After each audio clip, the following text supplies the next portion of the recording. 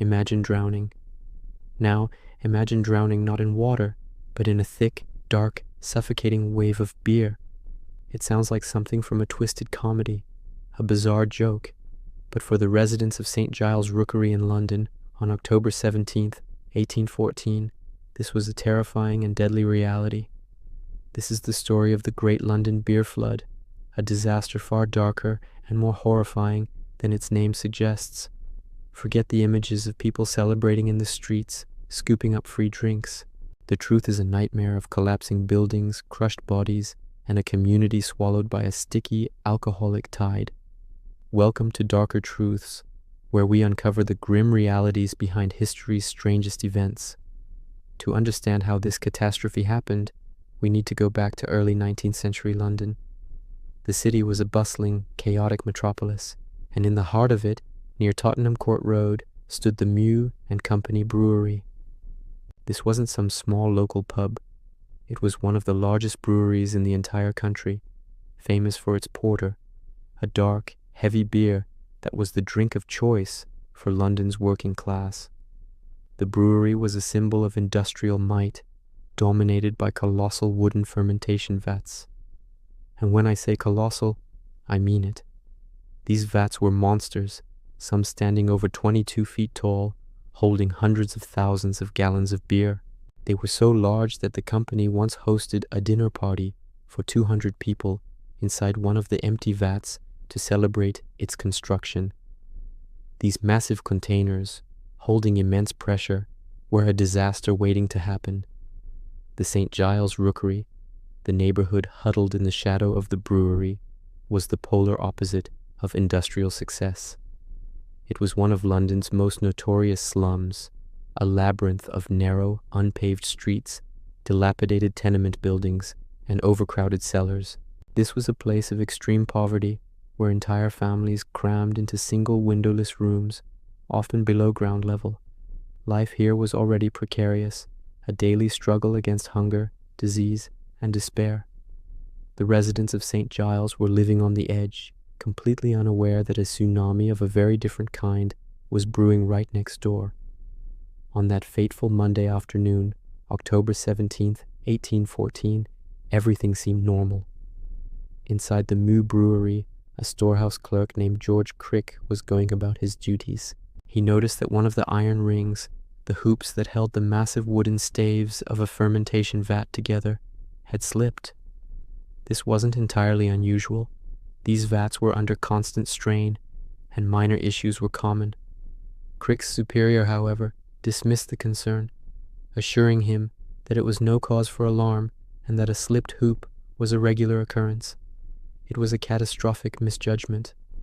Just 1 hour later, at around 5:30 p.m., that very vat, strained beyond its limits, exploded. The force of the initial blast was immense. The vat contained over 135,000 imperial gallons of fermenting porter. The explosion triggered a domino effect, smashing into other vats in the brewery and releasing their contents as well. In an instant, a wave of hot, fermenting beer, estimated to be over 320,000 imperial gallons in total, burst through the back wall of the brewery. It was a 15-foot-high tidal wave of dark, thick liquid crashing down into the unsuspecting streets of the St. Giles Rookery. This wasn't a gentle spill. This was a violent, destructive deluge. The wave hit with the force of a battering ram, smashing into the flimsy, poorly constructed houses of the slum. Walls made of brick and mortar crumbled like sand castles. The noise was deafening, a roar of splintering wood, collapsing masonry, and the terrified screams of people caught in the torrent. The beer flooded the narrow alleyways and poured down into the basement dwellings where many of the poorest families lived. For those trapped in these subterranean homes, there was no escape. The wave filled the rooms in seconds, a dark, suffocating tide that offered no chance of survival. Let's pause and truly absorb the horror of this moment. This wasn't clean, clear water.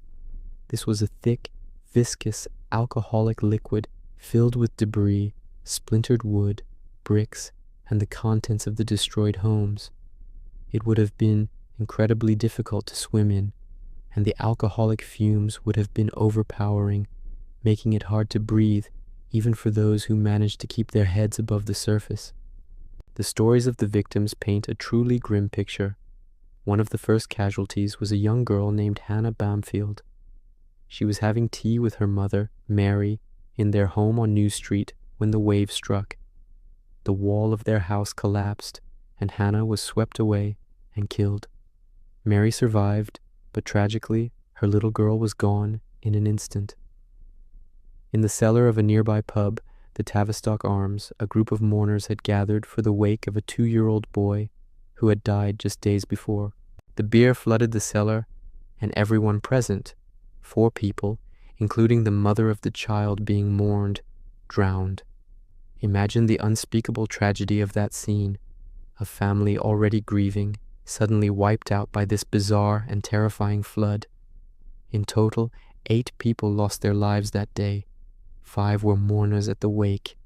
The others included a teenage pub servant named Eleanor Cooper, who was buried under the collapsed wall of the pub where she worked, and Sarah Bates, a young child.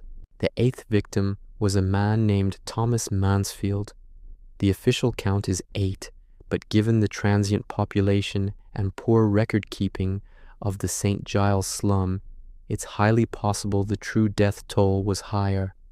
Many were injured, suffering from broken bones and internal injuries as they were crushed by the wave and the debris it carried. The immediate aftermath was chaos. Survivors, covered in sticky beer and mud, frantically searched for loved ones in the wreckage. The smell of alcohol hung heavy in the air, mingling with the dust of collapsed buildings and the stench of the slum. As rescue efforts got underway, a morbid and ghoulish spectacle began. Word of the beer flood spread like wildfire throughout London. Crowds of people flocked to St. Giles, not to help, but to witness the disaster. Some even brought buckets and pans, scooping up the free beer from the gutters and streets. It was a grotesque scene. While rescuers pulled bodies from the rubble, onlookers were getting drunk on the very substance that had killed them. There are even reports, though some historians debate them, that one person died from alcohol poisoning after drinking too much of the flood beer. The legal and financial fallout was just as strange as the event itself. The Mew Brewery was taken to court, but the disaster was ultimately ruled an act of God. No one was held legally responsible. The brewery, despite the immense destruction and loss of life it had caused, received a financial reprieve. They were allowed to reclaim the taxes they had already paid on the massive volume of beer that was lost, a move that essentially saved the company from bankruptcy. The victims and their families, the poorest of the poor, received nothing. Their homes were destroyed, their loved ones were dead, and they were left to fend for themselves. The disaster simply highlighted the brutal inequalities of 19th century society. The Great London Beer Flood has, over time, become a piece of historical trivia, a quirky anecdote. But when you strip away the novelty, what you find is a genuine human tragedy. It's a story about industrial negligence, extreme poverty, and the horrifying fragility of life in a London slum. It's a stark reminder that behind the strange headlines of history are real people whose lives were ended in the most unimaginable ways. The image of a wave of beer is absurd, but the reality of being crushed, suffocated, and drowned in that wave is pure horror. This isn't just a tale about a strange accident. It's a dark truth about a time and a place where the lives of the poor were worth less than the taxes on a vat of beer. It's a story that deserves to be remembered not as a funny anecdote, but as the deadly, dark, and tragic disaster it truly was. Thank you for joining me on this journey into one of history's most bizarre and tragic events. If you find these hidden, darker truths of the past as fascinating as I do, make sure to subscribe to Darker Truths and click the notification bell so you do not miss our next investigation. See you next time.